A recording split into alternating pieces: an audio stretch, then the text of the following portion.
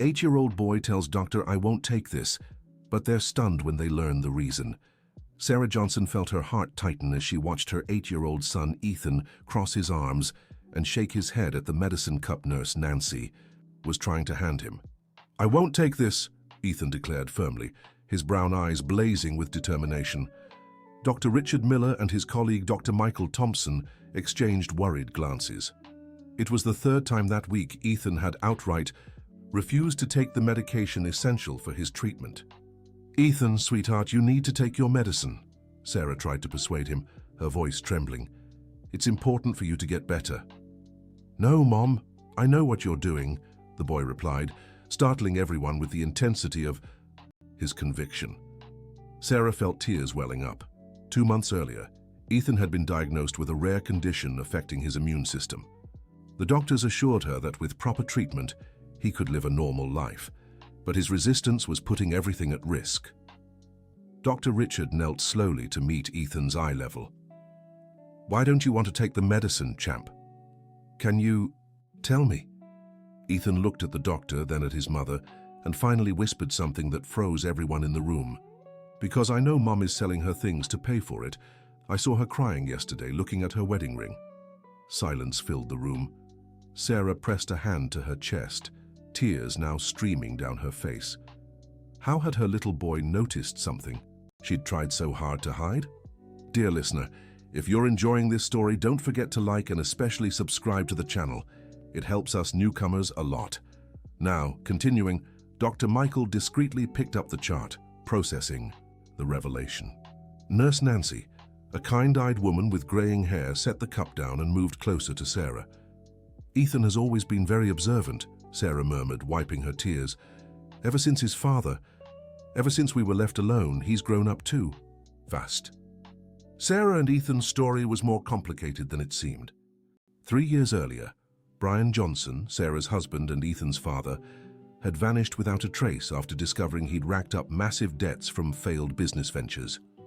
Sarah had woken up one Tuesday morning to a note on the pillow. "Forgive me. You deserve better."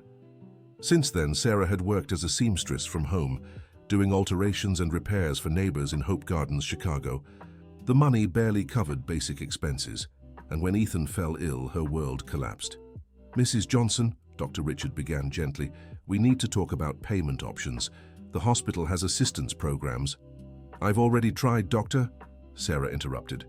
"My credit is ruined because of the debts my husband left. No one will lend to me." Ethan watched everything with keen eyes. Despite his young age, he understood more than the adults realized. In recent weeks, he'd seen his mother skip meals so he could eat better, sell the microwave claiming it was broken, and now her ring. "Mom, I'd rather stay sick than see you sad," Ethan said softly. Sarah's heart shattered into 1,000 pieces. How could she explain to a child that his life was worth any sacrifice? How could she make him understand that for a mother, nothing mattered more than her child's health? Nurse Nancy, who had been quietly observing, stepped closer to Ethan. "You know, little one, when I was your age, my mother made many sacrifices for me too," she began, her voice warm and comforting. "And you know what I learned?" Ethan shook his head, curious. "That a mother's love is just like that. They do anything to see their children well, and the best way to repay that love is by letting them take care of us." But Ethan remained unmoved. There was something deeper in his refusal, something even his mother didn't suspect. Dr. Michael suggested everyone leave the room for a few minutes, leaving only Sarah and Ethan. Maybe in a more private conversation the boy would open up. When they were alone, Sarah sat on the bed beside her son, stroking his brown hair. "Ethan, sweetheart, what else is worrying you? You can tell, Mommy." The boy hesitated, playing with the edge of the hospital sheet. His small fingers trembled slightly. "Mom, what if the medicine doesn't work? What if you spend everything and I don't get better?" Sarah felt as if the ground had vanished beneath her feet. How could an 8-year-old carry such deep fears? "Where did you get that idea, my son?" "I heard the nurse from the other floor talking about a boy who—" Ethan stopped, his eyes filling with tears. "Who took medicine for a long time and didn't get better?" Sarah pulled her son into a tight hug. She needed to find the right words, but how could she promise anything when life itself was so uncertain? In the hallway, Dr. Richard spoke with his team. There was something about this situation that moved him deeply. Maybe it was Sarah's determination, maybe Ethan's maturity beyond his years, or perhaps the memory of his own humble childhood in Pennsylvania. "Nancy, do you know the family well?" he asked the nurse. "I know Sarah from the neighborhood, doctor. Hard-working, honest woman. She struggles, but never asks anyone for anything. The boy takes after her, too proud for his age." Dr. Michael, younger and recently graduated, suggested involving the hospital's social services. But Richard had other ideas forming in his mind. Back in the room, Sarah tried a new approach with Ethan. "Sweetheart, remember the story of the little prince that Mommy always tells you?" Ethan nodded, his eyes still damp. "What did the little prince learn about love?" "That we become responsible for those we care for," Ethan whispered. "That's right. And you've had me from the very first moment I saw you. So, let Mommy be responsible for you. Let me take care of you." Ethan seemed to ponder his mother's words when a commotion in the hallway caught his attention. Raised voices, hurried footsteps. The door opened, and an elegant woman around 60 entered the room. She wore a flawless navy blue suit, but her red-rimmed eyes betrayed recent tears. "Excuse me, is this room 507? She asked, looking straight at Ethan. Sarah stood up protectively. "Yes, but who are you?" The woman took a step forward, her hands trembling slightly. "My name is Elizabeth Bennett. I need to talk to you about something very important." Dr. Richard entered right behind her, looking just as surprised as Sarah. "Mrs. Bennett, you should be resting." "No, doctor. I overheard the conversation in the hallway about this boy, and—" Elizabeth paused, staring intently at Ethan. "How long has he been sick?" Sarah, confused but polite, answered, 2 months. "But, forgive me, do we know each other?" Elizabeth shook her head, but her eyes never left Ethan's face. "No, but may I sit for a moment?" Dr. Richard pulled a chair for Elizabeth, who sat heavily as if carrying the weight of the world on her shoulders. "3 years ago, my grandson disappeared," Elizabeth began, her voice breaking. "My only son, Christopher, spent his whole life disappointing me. A compulsive gambler, a liar, but I always believed he'd change." Sarah felt a chill run down her spine. There was something about this story. When he told me he was married and had a son, I didn't believe it. I thought it was just another one of his lies to get money.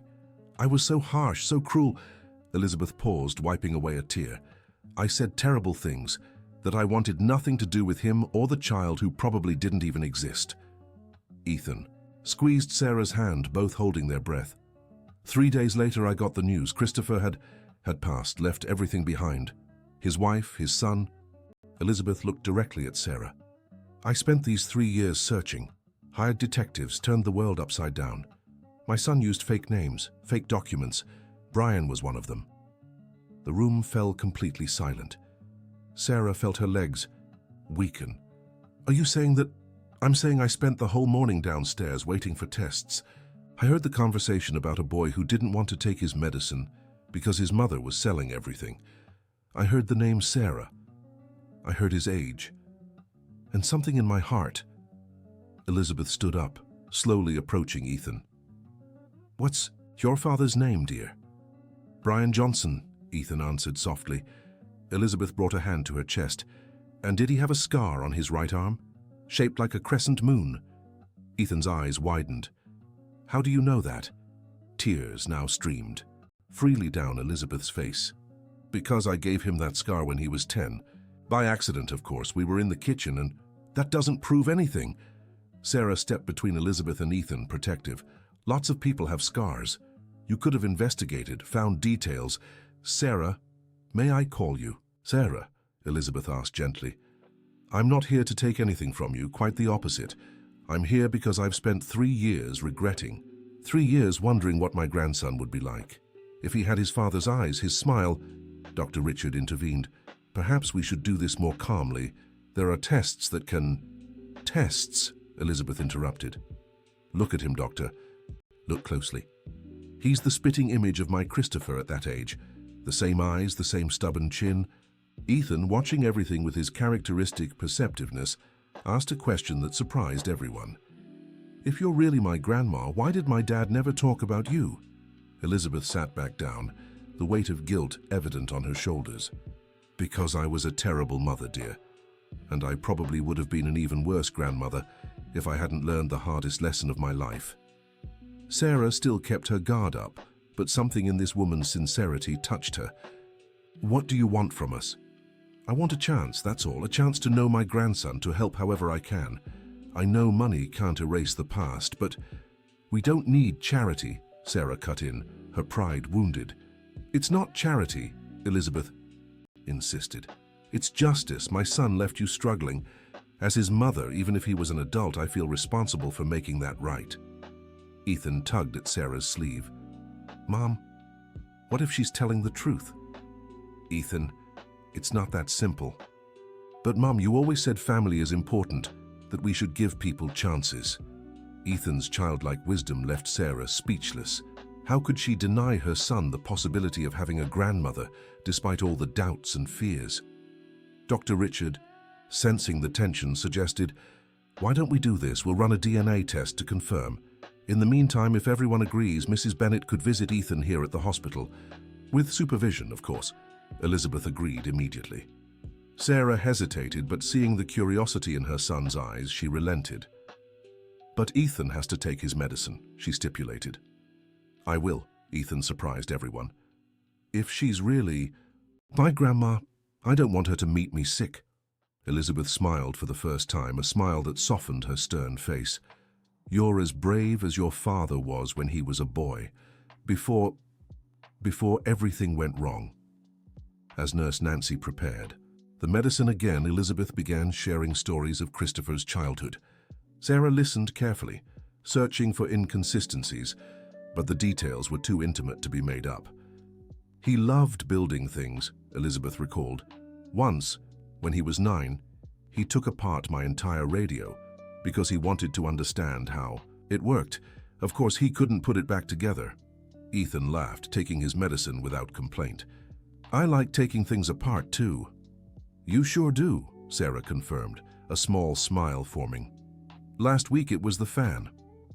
The atmosphere gradually began to relax. Dr. Richard Miller observed the scene with both professional and human interest. There was something therapeutic about this unlikely gathering, but not everything was perfect. Outside the room, a figure watched through the small window in the door. Amanda Wilson, the hospital's social worker, frowned. She knew Elizabeth Bennett by reputation, one of the wealthiest and most influential women in the city. What was she doing in a poor child's room? Amanda had her own ambitions. At 35, she still dreamed of moving beyond being just a public employee, and maybe this was her opportunity. She took out her phone and dialed a familiar number. "Hello, Victoria. It's Amanda. You won't believe who's here at the hospital." On the other end of the line, Victoria Bennett, Elizabeth's niece, smiled slyly. She had been waiting for years for a chance to question her aunt's sanity and take control of the family business. "Go on, dear. I'm very interested." Back in the room, Ethan asked questions about the father he barely remembered. "Did he like football?" "He loved it," Elizabeth replied. "He was a die-hard Chicago Bears fan, went to every game when he was a teenager." "I root for the Bears, too!" Ethan exclaimed excitedly. Sarah watched the interaction with mixed feelings. On one hand, she saw her son happy and engaged in a way he hadn't been in a long time. On the other, the fear that it was all an illusion consumed her. "Mrs. Bennett," she gently interrupted, "you mentioned you looked for us. Why didn't you find us sooner?" Elizabeth sighed. "Christopher was very skilled at covering his tracks. I later learned he had multiple fake identities. Brian Johnson was just one of them.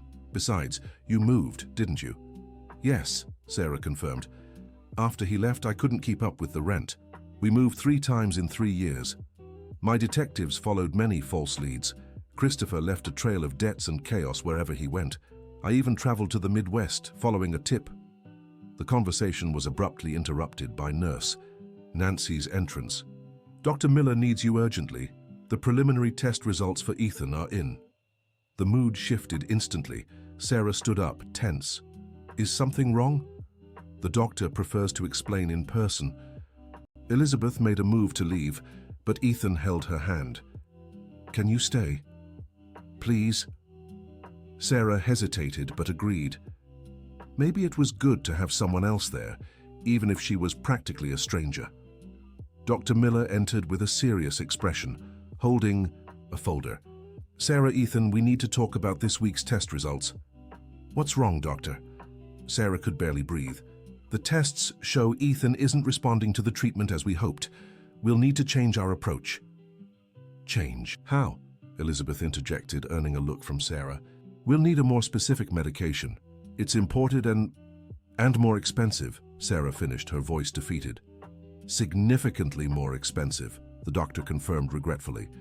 "But it's our best chance to control Ethan's condition." Before what?" Ethan asked, his voice small. "Before we need more invasive treatments, champ." The heavy silence was broken by Elizabeth. "How much?" "Mrs. Bennet," Sarah began. "Please, Sarah, let me at least know. How much would the full treatment cost?" Dr. Richard hesitated before answering. "With the imported medication, follow-up tests, and possible hospitalizations, we're talking about roughly $300,000. Sarah felt the world spin. $300,000. She wouldn't earn that in 10 years of sewing. "I'll cover it," Elizabeth said simply. "No," Sarah stood abruptly. "We can't accept. We don't even know yet if I'm really his grandmother." Elizabeth finished. "And if I'm not? It would still be a wealthy woman helping a sick child. What's wrong with that?" "The problem is we're not a charity case." "Mom," Ethan tried to intervene. "No, Ethan, we have our pride. We'll find another way." Elizabeth stood facing Sarah with determination. "What other way, Sarah? Tell me. What else will you sell? The wedding ring that's already pawned? The furniture that barely exists? Will you work yourself to death while your son—" "Don't. You dare!" Sarah exploded.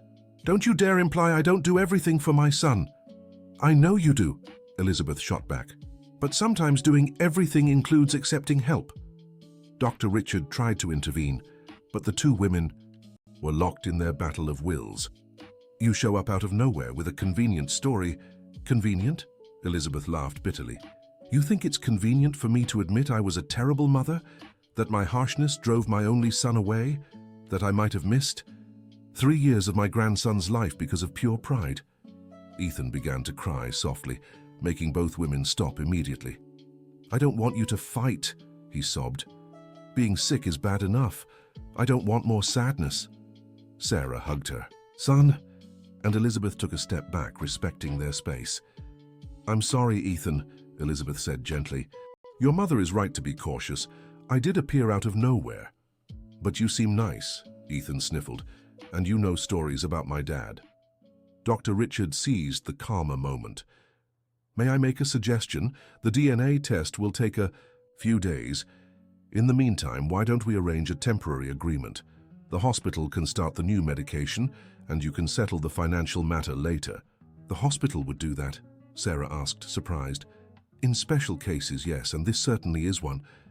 Elizabeth took a card from her purse and handed it to Sarah. "Here's my contact. Think it over. Regardless of the test result, my offer stands. Not out of charity, but because it's the right thing to do." She turned to Ethan. "May I come back tomorrow to visit? I promise to bring photos of your dad as a child." Ethan looked at Sarah, who after a long sigh, nodded. "You may, but Ethan needs to rest now." Elizabeth said goodbye and left, leaving mother and son alone again. "Mum, do you think she's really my grandma?" Sarah stroked her son's face. "I don't know, sweetheart, but we'll find out." Outside, Elizabeth walked down the hallway when she was approached by Amanda. "Mrs. Elizabeth Bennet, I'm Amanda Wilson from Social Services. Can we talk for a minute?" Elizabeth, emotionally drained, agreed. "I couldn't help but notice your visit to little Ethan. It's very noble of you to want to help." "It's not nobility, it's—" Of course," Amanda interrupted with a fake smile. "But you know how people might misunderstand. A wealthy woman visiting a poor child in the hospital. They might think things." Elizabeth narrowed her eyes. "What kind of things?" "Oh, nonsense, of course, but the press loves that kind of story. Wealthy woman attempts to buy poor child." You know how journalists can be. What do you want? Elizabeth was direct. Amanda feigned surprise. Me? Nothing. I just want to protect everyone involved. The child, the mother, you... And I suppose this protection comes at a price. You're the one talking about a price. I'm talking about mutual cooperation. Elizabeth studied Amanda for a long moment. Young lady, you have no idea who you're dealing with, but I'll give you some advice. Forget whatever idea you're entertaining. It won't work. We'll see, Amanda murmured as Elizabeth walked away. That night, Sarah barely slept. Lying on the sofa bed beside Ethan's hospital bed, she replayed the day's events. Could it be true? After 3 years, was Richard's family really showing up like this? She grabbed her phone and typed Elizabeth Bennet into Google. Dozens of results appeared. Successful businesswoman, widow, philanthropist. The photos showed an elegant woman with a lingering sadness in her eyes. One headline from 3 years ago caught her attention. Businesswoman offers reward for information on missing son. Sarah clicked the link. The article was about Christopher Bennet, who had vanished, leaving behind gambling debts. The photo... Sarah nearly dropped her phone. It was Richard, or Christopher. The man she had married, built dreams with, had a child with. Tears came without warning. 3 years of anger, hurt, abandonment, and now this. Mom? Ethan's sleepy voice snapped her out of her thoughts. Hi, sweetheart, did I wake you? No, I was thinking. About what? If my dad was really Christopher, why did he lie to us? Sarah didn't have an answer. How could she explain to a child that sometimes adults get so lost in their own troubles that they end up hurting the ones they love most? Maybe he was afraid, honey. Afraid of what? Of not being good enough. Of disappointing us. But doesn't running away disappoint us even more? The simple, piercing wisdom in Ethan's words always surprised her. Yes, my love, it disappoints us much more. The next morning, the hospital was buzzing. News that Elizabeth Bennet had visited the pediatric wing spread like wildfire. Nurses whispered, doctors speculated, and Amanda Wilson worked behind the scenes. Victoria, I have news. Your aunt spent the whole night here. I heard she's already called her lawyers. On the other end of the line, Victoria smiled. Finally, the opportunity she'd been waiting for. Great work, Amanda. Keep me updated and get ready. Things are about to get interesting. In Ethan's room, Sarah was helping him with breakfast when Dr. Richard walked in, accompanied by a woman in a lab coat. Good morning. This is Dr. Rebecca Davis, our child psychologist. I thought it might help Ethan to talk to her about everything that's happening. Sarah tensed. He's handling it well. I'm sure he is, Dr. Rebecca said warmly. But big changes, even positive ones, can be confusing for children. How about we chat for a bit, Ethan? Ethan looked at his mother, who nodded. While Ethan spoke with the psychologist in the adjoining room, Sarah was approached by Nurse Nancy. Sarah, can I talk to you for a moment? They stepped into the hallway. I want you to know I've known Elizabeth Bennet for years. My sister worked for her. And? She's a tough woman, yes, but fair. And ever since her son disappeared, she's changed. Guilt does things to people. Why are you telling me this? Because I see your pride fighting against your son's well-being, and believe me, I've seen that destroy families. Before Sarah could respond, a commotion at the end of the hall caught her attention. Elizabeth had arrived, but she wasn't alone. A younger woman, around 40, accompanied her. That's Victoria, her niece, Nancy whispered. Interesting that she's showing up right now. Elizabeth and Victoria approached. The niece had a smile that didn't reach her eyes. Sarah, good morning, Elizabeth greeted. This is my niece, Victoria. She insisted on coming with me. I had to meet the boy who's been stirring up my aunt's life so much, Victoria said, her voice too sweet. Sarah felt a shiver of suspicion. Ethan is with the psychologist now. Psychologist? Victoria raised an eyebrow. Something wrong? Standard procedure, Sarah replied curtly. Of course, it must be very traumatic for a child to suddenly discover he might have a wealthy family. Victoria, Elizabeth scolded. What, Auntie? I'm just being realistic. We need to make sure no one's taking advantage of your emotional vulnerability. Sarah took a step forward. If anyone is implying something, no one is implying anything, Elizabeth intervened. Victoria, if you can't be civil, you can wait in the car. No need. I'm just here to protect your interests, Auntie. But I see you're determined. With this project, Victoria turned to Sarah. I hope you know what you're doing. My aunt has plenty of lawyers. With that, she left, leaving a heavy tension in the air. I apologize for my niece, Elizabeth said, genuinely embarrassed. She has her own agendas. It seems your family doesn't approve of your visit here. My family doesn't approve of anything I do unless it directly benefits them, but I'm not here for them. Just then, Dr. Rebecca came out with Ethan, who ran to hug Sarah. Mom, the doctor is nice. She let me draw. What did you draw, sweetheart? Ethan showed the paper. It was a simple but touching sketch. 3 figures holding hands, a child, a young woman, and an older woman. It's me, you, and... He glanced shyly at Elizabeth. Maybe my grandma. Elizabeth pressed a hand to her chest, moved. Dr. Rebecca pulled Sarah aside. Ethan is an exceptionally mature and intelligent child. He's processing everything well, but he carries too much responsibility for his age. He feels he needs to protect you, take care of you. That's not healthy for a child. Sarah felt the weight of guilt. She had tried so hard to protect Ethan, but he had ended up taking on the role of protector. What should I do? Let him be a child. That includes allowing adults to make adult decisions without him feeling he has to influence or worry about. Other consequences. Sarah looked over to where Ethan was excitedly showing his drawing to Elizabeth.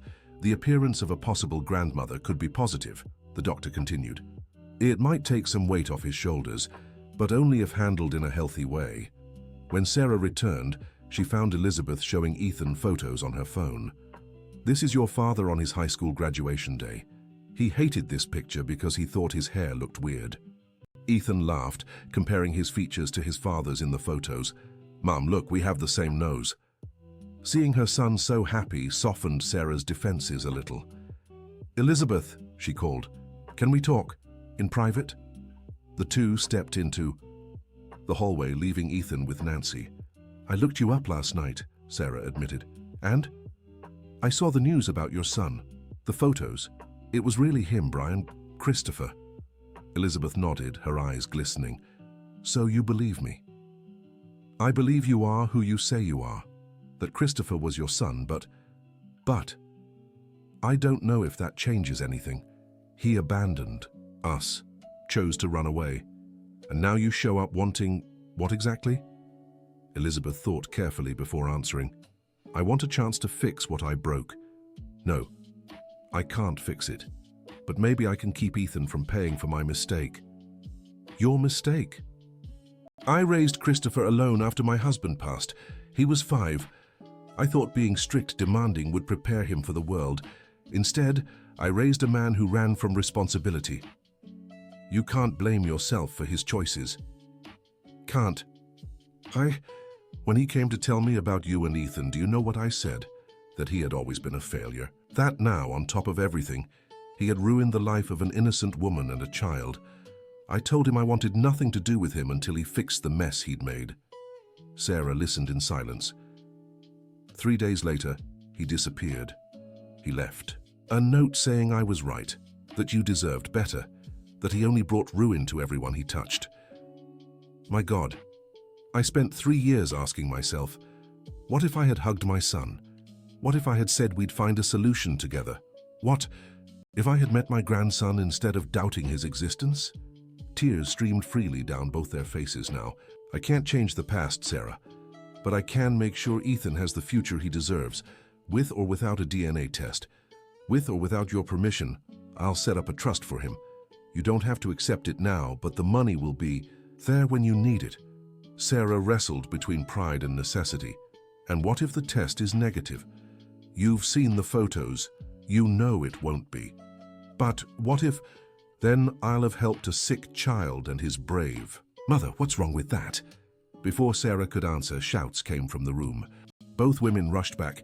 Ethan was having a seizure. Nurse Nancy tried to keep him safe while calling for help. What's happening? Sarah screamed in panic. Dr. Richard came running with his team. Step back, please. Nancy, how much medication did he take today? The usual dose, doctor, but he complained of a headache earlier. Sarah tried to get closer, but Elizabeth held her back. Let the doctors work. My son, Ethan. The next few minutes were the longest of Sarah's life. Finally, the seizure stopped, and Ethan lay unconscious but stable. We'll take him for tests, Dr. Richard said. It might be a reaction to his current medication. Or, Sarah asked, dreading the answer. Joe, his condition is progressing faster than we expected. We need the new medication urgently. As they wheeled Ethan away, Sarah collapsed into Elizabeth's arms. I can't lose him. He's all I have. You won't lose him, Elizabeth said firmly. I'll make some calls. The medication will be here by the end of the day. Elizabeth, no arguments. We'll talk about pride and independence later. Right now, Ethan needs us, both of us. Dear listener, if you're enjoying the story, don't forget to like and subscribe to the channel. It helps us a lot. As we're just starting out. Now back to the story. The next few hours were a whirlwind. Elizabeth called in every favor, moving heaven and earth to secure the imported medication. Sarah never left Ethan's side as he remained sedated during a series of tests. It was during this agonizing wait that Amanda Wilson saw her chance. She approached Sarah in the hallway. Sarah, what a terrible situation. How are you holding up? Exhausted emotionally and physically, Sarah barely registered who she was. I'm surviving. It must be comforting to have Elizabeth Bennet's support. Yes, it is. Have you known each other long? Something in Amanda's tone made Sarah pay attention. Why do you ask? Oh, just curiosity. It's so rare to see Elizabeth take a personal interest in a case. Usually she just donates to institutions. Ethan might be her grandson. Might be, so you're not sure. Sarah stepped back, suspicious. Excuse me, I need to get back to my son. Amanda smiled falsely and pulled out her phone as soon as Sarah walked away. Victoria, I got it. The mother admitted they're not certain about the relation. Your aunt is spending a fortune on a boy who might not even be family. In the recovery room, Ethan began to wake up. Sarah held his hand while Elizabeth spoke quietly on the phone in the corner. Mom? Ethan's weak voice made her cry with relief. I'm here, sweetheart, always here. What happened? You had a seizure. But it's over now, everything's okay. Ethan looked around and saw Elizabeth. Is Grandma still here? The term took both women by surprise. Elizabeth approached, emotional. We still don't know if I'm your grandmother, dear. I know, Ethan said simply. I feel it here. He placed his hand on his chest. Dr. Richard entered with the test results. Good news and bad news. The good news is we've identified exactly what caused the seizure. The bad news is it confirms our suspicion. We need to change the treatment immediately. The medication is already on its way, Elizabeth informed. It'll be here in 2 hours. Excellent. That gives us time to prepare. After the doctor left, Sarah looked at Elizabeth. How much is this costing? It doesn't matter. Yes, it does. I can't accept it without knowing. $50,000 for the first batch. We'll need 5 more batches for the full treatment. Sarah felt the air leave her lungs. $300,000, a fortune. I'll pay you back. I don't know how, but... Sarah, Elizabeth gently interrupted. Would you accept it if the test proves I'm Ethan's grandmother? Sarah hesitated, then nodded. Then let's wait for the result. If I'm not his grandmother, we'll talk about repayment. If I am, it's my right and responsibility to care for him. Do you accept these terms? Looking at Ethan, who watched hopefully, Sarah agreed. The following days were intense. The new medication arrived, and Ethan began treatment. The side effects were strong. Nausea, extreme fatigue, body aches. But he endured with a courage that impressed everyone. Elizabeth came every day. She brought books, games, stories. Their bond grew stronger with each visit. Sarah watched with mixed feelings, gratitude, suspicion, hope. It was on a Thursday afternoon that the DNA test results arrived. Dr. Richard brought the sealed envelope. Would you like me to open it? He offered. Sarah, Elizabeth, and Ethan, who insisted on being present, exchanged glances. "Together," Elizabeth suggested. 3 hands opened the envelope. Sarah read aloud. "Probability of kinship between Elizabeth, Bennett and Ethan Johnson, 99.9%. Silence filled the room. Then Ethan jumped from the bed, despite Sarah's protests, and hugged Elizabeth. "I knew it! I knew you were my grandma!" Elizabeth returned the hug, openly crying. Sarah watched, her own heart torn between joy and apprehension. "Well," she finally said, "I guess this changes everything." "Not necessarily," Elizabeth replied, still holding Ethan. "I am his grandmother, yes, but you're still his mother. The one who raised him alone for 8 years, that doesn't change." But things were about to get more complicated. Outside the hospital, Victoria received the news from Amanda with a calculated smile. "So it's official. The boy really is her grandson." "So what?" Amanda asked. "So my dear aunt, in her emotional fragility, is about to make a terrible mistake, changing her will to include a grandson she just met, who conveniently appears when she's vulnerable. The courts will love hearing this." "What do you plan to do?" "Protect the family's interests, of course, and you're going to help me." Back in the room, the small makeshift family celebrated quietly. Ethan, despite his medication fatigue, was radiant. "Grandma, are you going to live with us now?" Elizabeth laughed. "I don't think your mum would like that, sweetheart." "Why not?" Ethan insisted with childlike innocence. "Families live together," Sarah gently intervened. "Ethan, things aren't that simple. Mrs. Bennett, I mean your grandmother, has her own life. A very empty life," Elizabeth admitted. "I live alone in a house that's too big with too many memories." "Then come live with us," Ethan exclaimed. "Our place is small, but we'll make room." "Ethan," Sarah began, embarrassed. "Actually," Elizabeth interrupted, "I was thinking of suggesting something different. Sarah, how would you feel about moving to a larger place, closer to the hospital, with space for Ethan to play when he gets better?"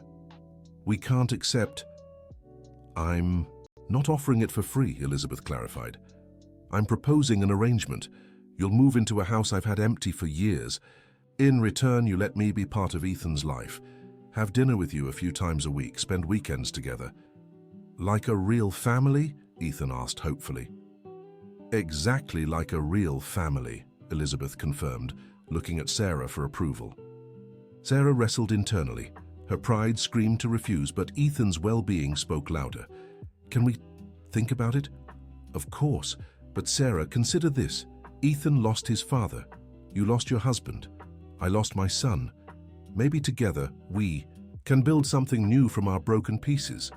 The depth of those words struck Sarah deeply. Before she could respond, Nurse Nancy hurried in. "Sorry to interrupt, but there's a problem. Someone called the administration questioning the payment for Ethan's treatment. They're saying there might be irregularities." Elizabeth stood, her face hardening. "What kind of irregularities?" "They're implying you might be taking advantage of Mrs. Bennett, that the family connection could be fabricated." "But we have the DNA test," Sarah protested. "They're questioning its validity, saying tests can be faked." Elizabeth grabbed her phone. "Excuse me, I need to make a call." She stepped into the hallway, dialing furiously. "Dr. Harris? Elizabeth Bennett. I need you at Mercy General Hospital immediately. Yes, bring the whole team. Someone is trying to harm my grandson." Sarah held Ethan, who looked confused and scared. "Mom, does someone not want Grandma to take care of me?" "Don't worry, sweetheart, we'll fix this." But Sarah was worried. Who would do something like this? And why? The answer came an hour later when Elizabeth's lawyer arrived with 2 assistants. "Elizabeth, it's worse than we thought. Your niece has filed a lawsuit." "Victoria?" Elizabeth didn't seem surprised. "What does she want?" "She's petitioning for your guardianship, claiming you're not mentally fit to make financial decisions, that you're being manipulated." Sarah gasped. "That's ridiculous." "It's greed," Elizabeth corrected calmly. "Victoria always wanted my money. Now she sees an opportunity." "What can we do?" the lawyer asked. "Fight. Prove I'm perfectly sound. And make sure nothing, absolutely nothing, gets in the way of Ethan's treatment." The lawyer nodded and began instructing his team. Sarah pulled Elizabeth aside.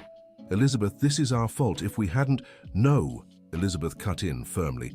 This isn't your fault. Victoria tried this before, when Christopher disappeared. Thought I was vulnerable. Now she's trying again. But what if she succeeds? She won't. I have the best lawyers in the country, and more importantly, I have the truth on my side. Ethan, listening with his usual sharpness, called to Elizabeth. Grandma, if your niece doesn't like me, I get it. I can stay away. Elizabeth knelt by his bed. Listen carefully, Ethan. You're my grandson, my blood, and nothing, no one, will change that. My niece Victoria will have to learn to accept it. Cousin? Ethan perked up. I have a cousin. Technically, yes, but not the kind who plays or tells stories. That's too bad. I always wanted cousins. Ethan's innocence brought a moment of lightness to the tense situation. But the battle was only beginning. In the following days, the hospital became a discreet battlefield. Victoria appeared frequently, always accompanied by people she introduced as medical consultants or independent social workers. During one of these visits, she managed to enter the room while only Sarah was present. So, you're the boys. Mother, Victoria said, studying Sarah from head to toe. I'm Sarah, and you must be Victoria. Must be thrilling, escaping poverty just like that out of nowhere. Sarah stayed calm, though her hands clenched into fists. I didn't escape anything. I'm still the same person I've always been. Of course, a seamstress from the suburbs who just happened to have a child with my missing cousin. How convenient. If you have something to say it outright. Victoria stepped closer, lowering her voice. I'll make you an offer. Drop this now, take Ethan and disappear. I'll even arrange compensation, let's say 50 grand, so you can start over somewhere far away. Are you trying to buy me off? I'm offering you a dignified way out, because when I prove you're frauds, you'll get nothing, and you might even face criminal charges. Get out, Sarah said firmly. Get out before I call security. Think about my offer, Victoria said, heading for the door. For Ethan's sake. It'd be a shame for him to go through a scandal like this while he's sick. After she left, Sarah trembled with anger. How could anyone be so cruel? Elizabeth arrived minutes later and found Sarah still shaken. What happened? Sarah told her about Victoria's visit. Elizabeth listened, her expression growing graver by the second. She's gone too far, threatening a sick child. Elizabeth, maybe it would be better. Don't even think about it, Elizabeth interrupted. I won't let Victoria drive you away from me. I won't lose my grandson because of her greed. But if this hurts Ethan, what will hurt Ethan is going without treatment, and that won't happen. That afternoon, Elizabeth called a meeting with her lawyers right at the hospital. She wanted Sarah involved in everything. Dr. Harris, what are the real chances of Victoria getting me declared incompetent? Honestly, slim. You're lucid, active, managing your business perfectly. But, she could create problems. Delay proceedings, make everything exhausting. What about Ethan and Sarah? That's trickier. If she plants doubts about the legitimacy of their relation, but we have the DNA test, which she's contesting. She's demanding a new one with a lab of her choosing. Sarah's stomach twisted. Can we refuse? We can, but it'll look like we're hiding something. Elizabeth slammed the table. Then we'll do it. As many tests as she wants, the result will always be the same. What if she tampers with the results? Sarah asked, worried. That's why we'll use 3. Different labs chosen at random, the lawyer suggested. Impossible to tamper with all of them, Elizabeth agreed, but there was more. Dr. Harris, I want to update my will, officially include Ethan. Elizabeth, no, Sarah protested. This will make things worse with Victoria. Let it get worse. Ethan is my grandson. He deserves his inheritance, but don't worry, I won't cut Victoria out entirely. Just making sure Ethan gets his fair share. The lawyer took notes. We'll need credible witnesses. People who can attest to your mental clarity. Dr. Richard could do that, Elizabeth suggested. He's been observing me daily. Perfect. The sooner, the better. While the adults discussed legal strategies, Ethan slept, unaware of the battle being fought for him. The new medication was working but left him exhausted. It was Nancy who noticed something odd first. She pulled Sarah aside. Sarah, be careful with Amanda Wilson. The social worker. Why? She's been asking a lot of questions about you. And I saw you talking to that niece of Mrs. Elizabeth more than once.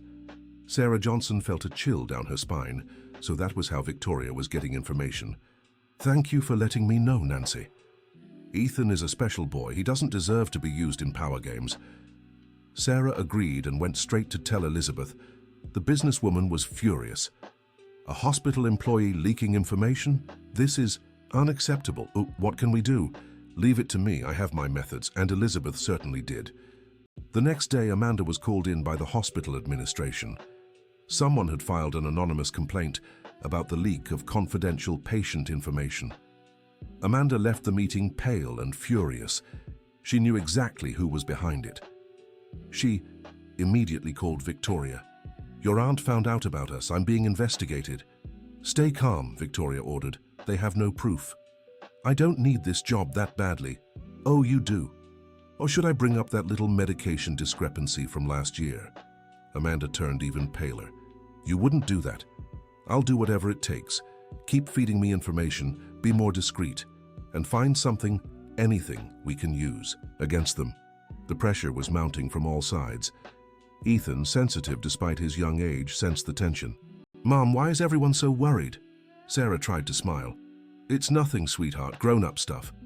It's because of me, isn't it? Because of Grandma's money. His insight always surprised her. Ethan, I don't want her money, Mom. I just want to have a grandma. Do you think Cousin Victoria would understand if I explained? His innocence broke Sarah's heart. How could she explain that some people valued money more than family? Elizabeth walked in just then, carrying a box. I brought a few things I thought you'd like to see, Ethan. She opened the box, revealing photo albums, old toys, even baby clothes. Was all this Dad's? Yes, I kept everything, hoping one day I could show my grandson. Ethan picked up a toy car, examining it carefully. Did he like cars? Loved them. He had a huge collection. Said he'd pass them down to his son one day. Why did he leave, Grandma? The question caught both women off guard. Elizabeth sighed. I think he was afraid. Afraid of not being a good father, of repeating mistakes. Sometimes fear makes people make bad choices. But he was good, Ethan insisted. I remember him teaching me to ride a bike. You remember? Sarah was surprised. Ethan had been so young when Brian left. I remember. He held the seat and said, I won't let go, champ, trust me. And did he let go? Elizabeth asked gently. He did, but only when he saw I could do it on my own. Then he ran after me, cheering. An emotional silence filled the room. Until Ethan broke it. I think he let go again, but this time he forgot to check if I could do it alone. The painful wisdom in those words made the two women hug him tightly. It was in moments like these that Elizabeth was certain, no matter what Victoria did, she wouldn't give up on this family. The second DNA test was scheduled for the following week. This time, with full legal protocol, 3 different labs, and witnesses from both sides. The night before Ethan had a relapse, his fever spiked quickly and he began to hallucinate. Dad, Dad, don't go. I can ride on my own. I promise. Sarah held his hand desperately as the doctors worked to control the fever. Elizabeth was on the phone shouting at someone. I don't care what time it is. I want Dr. Chang here now. Yes, the specialist from Chicago. Charter a jet if you have to. Victoria chose that moment to appear, accompanied by a man in a suit. What a touching scene, she remarked. My psychiatrist would love to observe. Get out of here, Sarah exploded. My son is sick. That's exactly why we're here, to document how my aunt reacts under stress. Very revealing. Elizabeth turned around, her eyes blazing. If you don't leave now, I'll call security. Go ahead, Victoria challenged. More proof of your emotional instability. It was Dr. Richard who intervened. Ma'am, I must ask you to leave. This is a critical medical moment and we can't have distractions. Victoria and her companion left, but not before she muttered, I hope the boy gets better. It would be tragic if something happened before we uncover the truth about this questionable family tie. The veiled threat made Sarah's blood run cold. What kind of person would do such a thing? The night was long and hard. Around 3 a.m., Ethan's fever finally broke. Exhausted, Sarah fell asleep in the chair by the bed. Elizabeth covered her with a blanket and stood guard. That's when Nancy approached. "Mrs. Johnson, can I say something?" "Of course, Nancy." "Be careful with Victoria. I heard she's been asking questions about the lab where the new test will be done. She wouldn't dare. Desperate people do desperate things, and let's face it, she has a lot to lose if Ethan is confirmed as your grandson." Elizabeth thanked her for the warning. First thing in the morning, she'd call her lawyers. They'd take extra precautions. When the sun rose, Ethan woke up weak but alert. "I dreamed about Dad," he whispered, careful not to wake Sarah. "Was it a good dream?" "Sort of. He was apologizing. Said he loved me but didn't know how to come back." "What did you tell him?" "That I understood, that sometimes people get lost, but that now I had you and everything was okay." Elizabeth felt tears fall. "You're a very special boy, Ethan." "Grandma, if cousin..." "Victoria proves we're not related. Will you leave?" "Never. They can run 1,000 tests. You're my grandson here." She placed a hand over her heart. "And no one can change that." Dear listener, if you're enjoying the story, don't forget to like and especially subscribe to the channel. It helps us a lot as we're just starting out. Now back to the story. The day of the second test arrived. Sarah was nervous even though she knew the result. It was the circus surrounding it that worried her. Victoria showed up with an entourage, a lawyer, a doctor, even a notary. "I want everything documented," she announced. "Every step of the process." Elizabeth brought her own team. The lab felt like a civil battleground. The procedure was tense. Every move was watched, photographed, recorded. Ethan, despite his discomfort, stayed brave. "Does it hurt?" he asked when they drew his blood. "Just a little," the nurse replied kindly. "It's okay. It hurt worse when I thought I'd never meet my grandma." Even Victoria seemed thrown by the boy's honesty, but she quickly recovered. "Children can be coached to say anything," she murmured to her lawyer. Sarah heard and had to be held back by Elizabeth. "Calm down. That's exactly what she wants, for you to lose control." The results would take a week that promised to be hellish. Back at the hospital, Ethan took a turn for the worse. The doctors suspected stress was hindering his recovery. "We need to keep him calm," Dr. Richard insisted. "His body is already fighting illness. It can't fight stress too." Elizabeth made a decision. "I'm banning Victoria from entering. I'll hire private security if I have to." "Can you do that?" Sarah asked. "Ethan is a minor under medical care. As his grandmother with informal shared custody, I have that right. But we haven't officially proven. The first test already proved it. We're just confirming it for the courts." Sarah agreed. Ethan's peace came first. But Victoria wouldn't give up easily. If she couldn't get in, she'd use other methods. 2 days later, Sarah received an unexpected visit at home. She had gone to fetch clean clothes for Ethan when she found her neighbor, Mrs. Martha, at the door. "Sarah, dear, there's a young man here asking for you. He said he's from the hospital." Sarah rushed over, fearing news about Ethan. But the man at the door didn't look like a doctor. "Mrs. Sarah Johnson." "Yes, I'm a private investigator. I need to ask you a few questions about your relationship with Brian Johnson." "Investigator? Who hired you?" "I can't reveal my client. But it's about the legitimacy of the kinship between your son and Elizabeth Bennet." Sarah tried to shut the door, but he blocked it with his foot. "Please, ma'am, just a few questions. Do you have any documents? Photos? Proof of the relationship? Get out of my house." "Did you know Brian Johnson was actually Christopher Bennet? Did you know he had other relationships?" "What?" "I have information that he maintained multiple identities, multiple families. How can you be sure Ethan is really his son?" Sarah felt the ground vanish beneath her. "Multiple families? You're lying. I have proof. Photos of him with other women, other children. Maybe you were just one of many." He showed her the photographs. Sarah recognized Richard, but the pictures were strange, the angles odd. "This proves nothing. They could be cousins, friends, or they could be other families he abandoned. Think about it, ma'am. Think if it's worth continuing this charade. He left the photos and walked away. Sarah stood trembling, staring at the images. Could it be true? She returned to the hospital shaken. Elizabeth noticed immediately. What happened? Sarah told her about the investigator showing the photos. Elizabeth examined them carefully. They're fake, she declared. How can you be sure? Look at the lighting.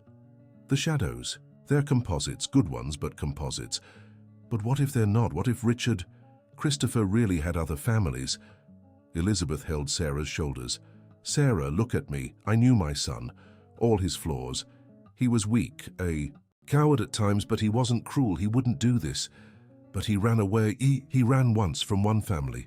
If he had multiple families, we would have found traces. Believe me, I looked. But the seed of doubt had been planted.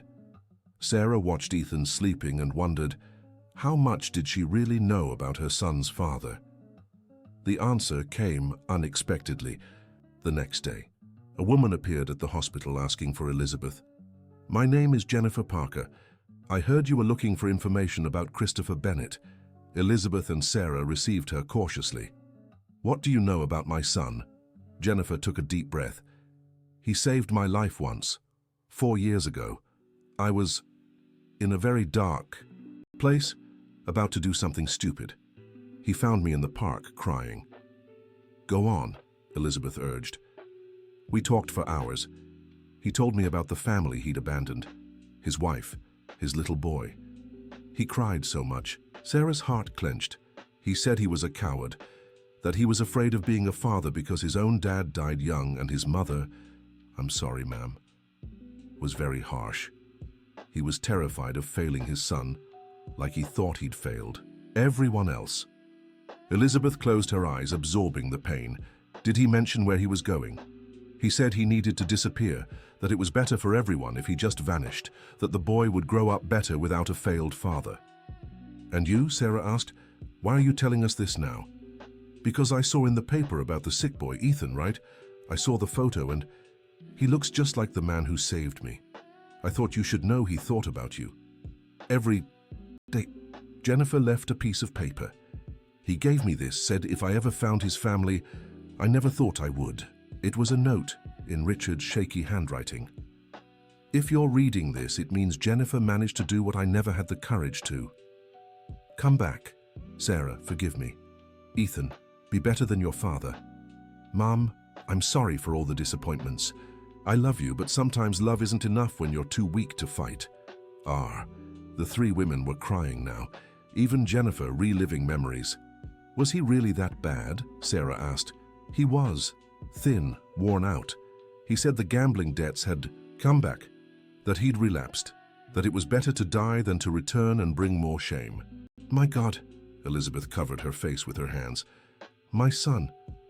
I tried to convince him to get help, but he said it was too late, that you'd all be better off without him. And then, Sarah pressed. Where did he go? I don't know. He disappeared the next morning, left money for my ticket back home and vanished. I never saw him again. Do you think he... Elizabeth couldn't finish. I don't know, Ma'am. I hope not.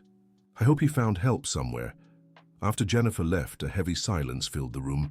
Ethan slept, unaware of the revelations about his father. Now I understand, Sarah finally said. He didn't leave because he didn't love us. He left because he thought he loved us too much to make us suffer. What twisted logic, Elizabeth murmured. How could he not see that abandoning us would cause more pain? Depression does that, Sarah replied. It distorts everything, makes you believe you're a burden to everyone. Elizabeth looked at Sarah with newfound respect. Have you forgiven him? I'm trying. For Ethan, for myself. Holding on to anger only hurts me. I created this, Elizabeth said, guilt heavy in her voice. I raised a man who couldn't handle failure because I never let him fail.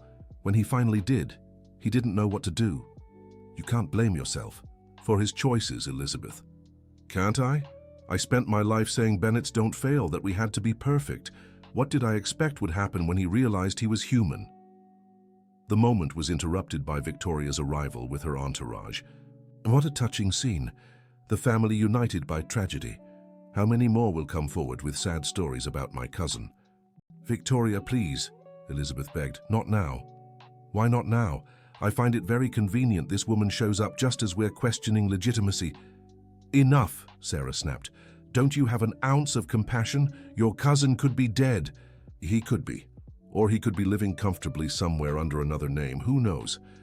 How can you be so cold? Elizabeth asked her niece. Cold? I'm being realistic, Auntie. Christopher was always manipulative. How many times did he lie to get money? How many times did he pretend to change? He was sick, Victoria. An addict. He was weak. And now, you want us to believe this boy is his based on what? A test that could be faked? Tearful stories? Ethan chose that moment to wake up. Why are you shouting? Seeing the pale, fragile boy seemed to soften Victoria for a second, but she quickly regained her composure. Go back to sleep, boy. The adults are talking. Are you my cousin, Victoria? Ethan asked directly. Victoria hesitated. We don't know yet if we're related. I know, Ethan said simply. I feel it here. He placed a hand on his chest. Don't you feel it too? Child, feelings don't prove kinship. No, but love should count for something, right? Grandma loves me even without being sure. Why can't you? The innocent question left Victoria speechless. For a moment her mask slipped and everyone saw the bitter woman beneath. Because love doesn't pay bills, boy. It doesn't protect assets. That's sad, Ethan said sincerely. It must be lonely living like that. Victoria left abruptly, leaving everyone in silence. Sorry, Grandma, Ethan said. I didn't mean to make her sad. You didn't, sweetheart. Victoria was already sad. You just showed her. The following days were relatively calm. Victoria kept her distance, perhaps affected by the encounter with Ethan. Sarah and Elizabeth established a routine, taking turns with the caregiving. It was during one of these afternoons that Elizabeth made a proposal. Sarah, I've been thinking, regardless of the tests, Victoria, everything, how about we make this official? What? Ethan's custody, shared. You as the mother, me as the grandmother. Documented, legal. Sarah was surprised. But wouldn't that give Victoria more ammunition? Maybe, but it would also protect Ethan. If something happens to me, he'd be legally protected. He'd have rights. Elizabeth, are you okay? Why are you talking like this? Elizabeth sighed. I'm 63, Sarah. My son disappeared. He might be dead. I wasted years being cold and harsh. I don't want to waste the years I have left. Don't talk like that. It's realistic. I want to make sure Ethan is protected no matter what happens. Sarah agreed to think about it, but the conversation left her uneasy. Elizabeth seemed to be saying goodbye. The answer came the next morning. Elizabeth didn't show up at the usual time. Worried, Sarah called. Hello? The voice was weak. Elizabeth? What's wrong? I'm not feeling well. Just tired, I think. I'm coming over. No, stay with Ethan, I'm fine. But Sarah knew that tone. She left Ethan with Nancy and went to Elizabeth's house. The mansion was imposing but had an air of neglect. Sarah rang the bell insistently until a maid answered. Is Mrs. Elizabeth here? She is, but she gave orders not to see anyone. I'm Sarah, her grandson's mother, please. The maid hesitated, then let her in. Sarah found Elizabeth in bed, pale and weak. I told you not to come. Since when do I listen? What's wrong? My heart. I've had problems for years, the stress of the last few days. Oh God, did you call the doctor? He just left. Told me to rest, take my meds, it's nothing serious. Nothing serious, Elizabeth, you need to take care of yourself. I need to take care of Ethan. Ethan needs you alive and healthy. Elizabeth smiled weakly. Now do you understand the urgency? I need to make sure he's taken care of before... No, we're not thinking like that, you'll get better. Sarah, be realistic. Victoria knows about my condition, that's why she's pushing now. She knows time is on her side. The revelation shocked Sarah. Everything made sense now. Victoria's haste, the constant pressure. Then let's act fast. What do we need to do? The documents are ready, we just need to sign. But I need strength to go to the notary, witnesses. Rest today. We'll handle everything tomorrow. What if there is no tomorrow? There will be, I promise. Sarah returned to the hospital determined. She told Nancy about the situation. Poor thing. Her heart's been suffering for years, losing her son like that. Nancy, I need help. We need to bring the documents to Elizabeth to sign, but it has to be legal with witnesses. I know a notary who can come to her. Mr. Peterson, a good man. You do that? For Ethan, anything. The next day they arranged everything. The notary, 2 witnesses, the documents. They went to Elizabeth's house where she was feeling slightly better. Here to watch me die? She joked, but the humor was forced. Here to make sure you live many more years with your grandson, Sarah corrected. Signing the documents was emotional. Elizabeth cried as she signed. The shared custody. Now it's official. Ethan has a grandmother. He always did, Sarah said gently. Now there's just paper to prove it. But the joy was short-lived. As soon as they left, Sarah's phone rang. It was the hospital. Mrs. Sarah, you need to come right away. It's about Ethan. Sarah's heart raced. They rushed to the hospital, Elizabeth insisting on coming despite protests. They found Ethan having seizures again, but this time was different, stronger, longer. What's happening? Sarah shouted. We don't know, Dr. Richard admitted. The tests don't show any reason for this reaction. It was Nancy who noticed. Doctor, look at the IV, the color looks odd. Everyone looked. The fluid in the IV had a slightly different hue. Stop everything, the doctor ordered. Remove all lines, now. They worked frantically. Gradually, the seizures subsided. What was that? Elizabeth demanded to know. We'll analyze it. But if someone tampered with the medication...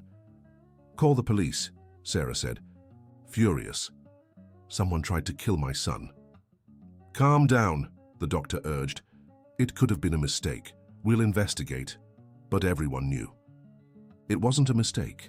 The investigation was quick. Cameras showed Amanda Wilson entering the room in the early hours. She tampered with the IV, Elizabeth said, watching the footage. That wretched woman. Amanda was arrested hours later. Confronted, she confessed. Victoria said it was just to make the boy sicker, to delay the tests. It wasn't meant to kill. But it almost did, Sarah screamed, held back by guards. She promised to protect me. Said no one would ever know. Victoria was called in for questioning. She arrived with her lawyers denying everything. This woman is lying. I never asked for any of this. We have recorded conversations, the detective informed. Amanda has been cooperating with us for 2 days. Victoria's face drained of color. I want my lawyer. He's already here. And you'll need him. Victoria's arrest caused a scandal. Elizabeth, despite her illness, had to deal with the press, the business, the shocked family. But in the hospital room, none of that mattered. Ethan was alive, improving, and that was everything. Mom, is Cousin Victoria going to jail? Most likely, sweetheart. That's too bad. She seemed so sad inside. Not all sad people hurt others, Ethan. I know. But sometimes sadness makes people mean, right? His wisdom continued to amaze. The new test results came the following week. As expected, they confirmed the relation, but now that seemed secondary. You know, Elizabeth said, holding Ethan's hand, these papers don't make me your grandmother. Love does. I know, Grandma. I always knew. Sarah watched. The scene moved. After so much pain, finally peace. But life had more surprises in store. On a Tuesday morning, 3 weeks later, Elizabeth's phone rang. She answered absent-mindedly. Hello? Mom? The world stopped. Elizabeth nearly dropped the phone. Christopher? Sarah, who was nearby, froze. Ethan looked on curiously. Mom, it's me. I heard everything. About Ethan. About... Victoria, I can explain. Where are you? Elizabeth could barely speak. Denver. I've been in treatment at a clinic. 3 years, Mom. I'm finally clean. Why didn't you call sooner? I was ashamed, scared, but when I saw the news about Ethan, about him being sick, I couldn't take it anymore. Come home, Elizabeth begged. Please. I don't know if Sarah would accept me, if Ethan... Sarah took the phone. Brian or Christopher? Sarah, his voice broke. Forgive me for everything. Your son needs you. Come. Is he okay? He's getting better, but he'd love to meet his father. He must hate me. He's 8 and has the biggest heart I've ever known. Come see for yourself. The call ended with his promise to come the next day. The night was spent emotionally preparing. How to tell Ethan. Sweetheart, Sarah began the next morning, remember how we always talked about your dad? Yeah, that he left because he was sick. What if I told you he's better now? That he wants to meet you? Ethan's eyes widened. Really? He's coming? Maybe. Would you like that? Yes, 1,000 times yes, Grandma, did you know? Elizabeth, who'd barely slept, smiled. I found out yesterday, dear. We're all surprised. The wait was agonizing. Every noise in the hallway made the 3 of them glance at the door. It was noon when he appeared.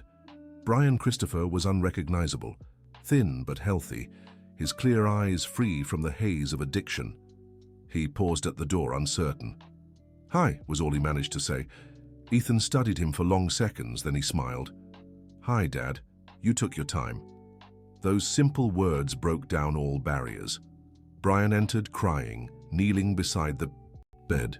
Forgive me, son, forgive me. I already have. Mom taught me that holding on to anger only hurts us. Brian looked at Sarah, who watched with tears in her eyes. Sarah, we'll talk later. Now is your time together. Elizabeth approached. Her son. Christopher. Mom, She hugged him, cutting off his words. Shh, you're back. That's all that matters. The reunion was difficult and beautiful. Brian spoke of the years of treatment, the relapses, the suicide attempts, the slow recovery. I thought of you every day, but I believed you were better off without me. We were never better off without you, Sarah finally said. We survived. That's different. Can I try to be part of your lives again?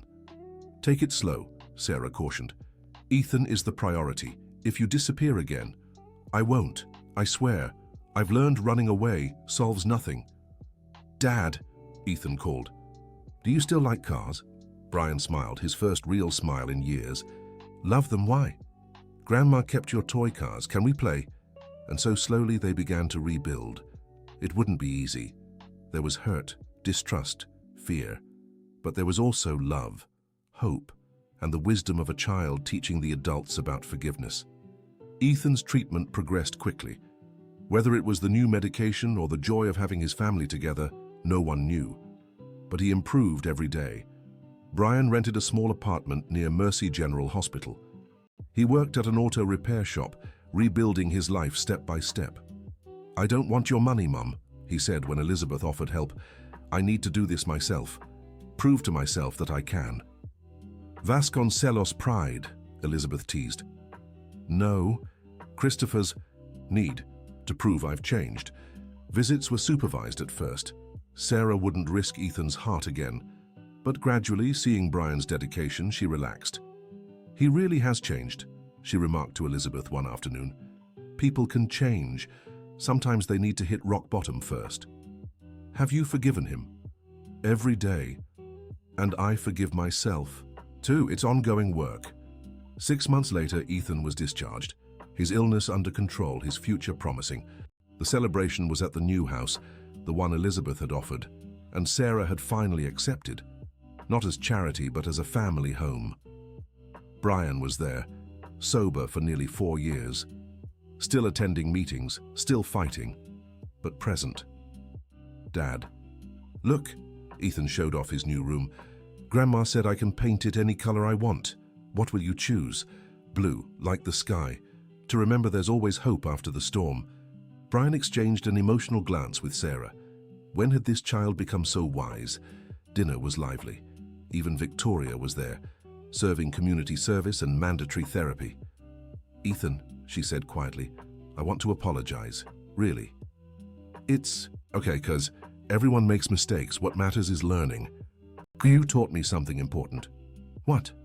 That family isn't about blood or money. It's about choice, choosing to love every day. Elizabeth raised her glass of juice. A toast to family, imperfect, complicated, but ours. to family. Everyone cheered. Later, with Ethan asleep, the adults talked on the porch. "You know," Brian said, "I thought I'd lost everything, but I only lost what didn't matter. What mattered was waiting for me to find the courage to come back." "Not everything waits," Sarah said softly. "You got lucky." "It wasn't luck. It was Ethan. He kept hope alive in all of us."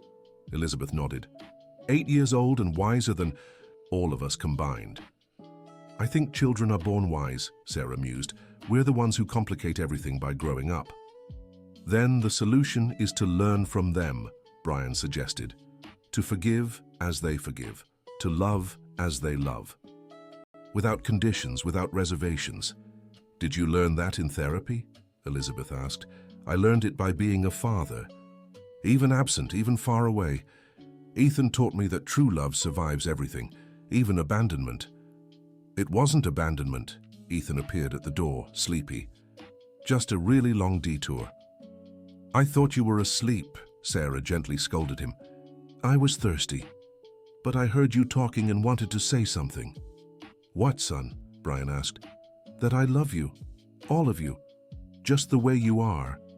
And that this is the best family in the world, even if it took a while to feel complete." He went back to bed, leaving the adults emotional. "How did we raise a kid like that?" Brian asked in awe. "We didn't," Sarah corrected. "I did. With love, struggle, and a lot of faith. You can thank me by being here from now on." "I plan to, every day for the rest of my life." And he did. Brian stayed sober, present, slowly rebuilding the lost trust. Elizabeth lived 10 more wonderful years, watching Ethan grow up, graduate, and become a pediatrician, inspired by Dr. Richard, who had saved his life. At graduation, Ethan gave a speech. "They say family is who shares your blood. I disagree. Family is who shares your life, who chooses to stay when it'd be easier to leave, who forgives when it'd be easier to hold a grudge, who loves when it'd be easier to give up. Thank you to my mom who never gave up, to my dad who found the courage to come back, to my grandma who proved it's never too late to love. You taught me that the strongest bonds aren't blood, but the ones we choose to weave every day with patience, forgiveness, and a lot of love." The hospital where Ethan had been treated became his workplace. He specialized in rare childhood diseases, determined to give other kids the same chance he'd had. Brian and Sarah never remarried, but they built a solid partnership as parents, friends, family. "You know," Sarah said at one of Ethan's birthdays, "sometimes I think everything happened the way it was supposed to." Even the abandonment? Brian still carried guilt. Even that. Because it taught us about forgiveness, strength, what really matters. Ethan wouldn't be who he is if he hadn't gone through what he did. That's a generous way to see it. It's his way, and I learned it from my son. The party went on, the house full of friends, extended family, Ethan's co-workers. Victoria was there too, now genuinely part of the family, having learned the hard way what truly mattered. "Ethan," she called him aside, "I wanted to give you something. It was an envelope, inside documents. What's this? My share of Grandma's inheritance. I want you to use it for your charity clinic." "Victoria, I can't accept." "You can, and you will. It's my way of fixing what I almost ruined. Let me do something good." Ethan hugged her. "You already have. You learned to love, that's worth more than any money." But he accepted the donation, knowing it would help many children. The night ended with everyone gathered on the porch looking at the stars. "Mom," Ethan said, "remember when I didn't want to take my medicine?" "How could I forget? That's where it all started. You know why I really didn't want to?" Everyone listened. "It wasn't just about your sacrifice. I was scared to take it and not get better, to disappoint you." "Oh, son, but I learned something. That family's love doesn't depend on success or failure. It depends on us being together, trying, every day." "When did you get so wise?" Brian asked proudly. "Always was," Ethan smiled. "Just needed the right family to show me." And so, under the stars, the family that had once been broken found its wholeness. Not perfect, but real. Not without scars, but healed. Not by blood alone, but by choice. The choice to love. Forgive and start over. Every day, forever. End of the story. Dear listeners, We hope you were moved by Ethan and his family's journey. What did you think? Was it the right decision to forgive and rebuild? Share your honest thoughts in the comments. If you enjoyed it, don't forget to like and subscribe for more inspiring stories of love and overcoming challenges.